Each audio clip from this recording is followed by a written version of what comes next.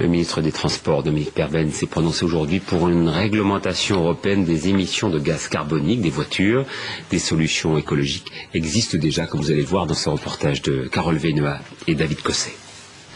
Ce geste, a priori banal, est tout simplement révolutionnaire. Alors là, je remplis mon réservoir d'eau pour rouler avec, pour économiser du carburant.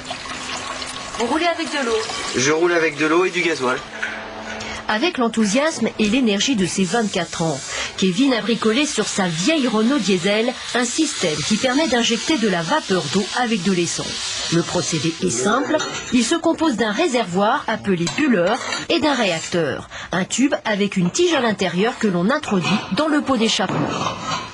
La vapeur, on va la fabriquer dans le bulleur.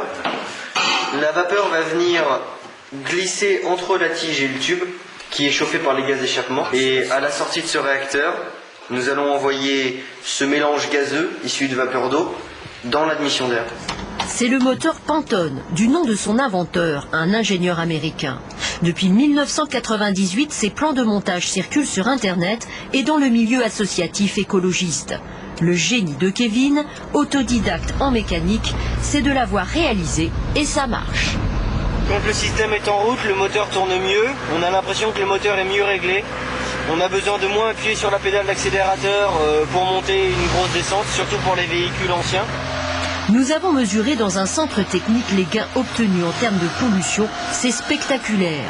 Pour les émissions de CO2, on passe de 8,6 à 0,1 avec le système Pantone. Résultat tout aussi satisfaisant pour les oxydes d'azote et les hydrocarbures imbrûlés. Démonstration avec le test d'opacité des fumées à droite, sans transformation du moteur, à gauche avec le procédé Pantone. Quant au gain de consommation en carburant, il est de l'ordre de 20% et ça n'est que du bricolage. On peut alors se demander pourquoi les constructeurs ne s'y intéressent toujours pas.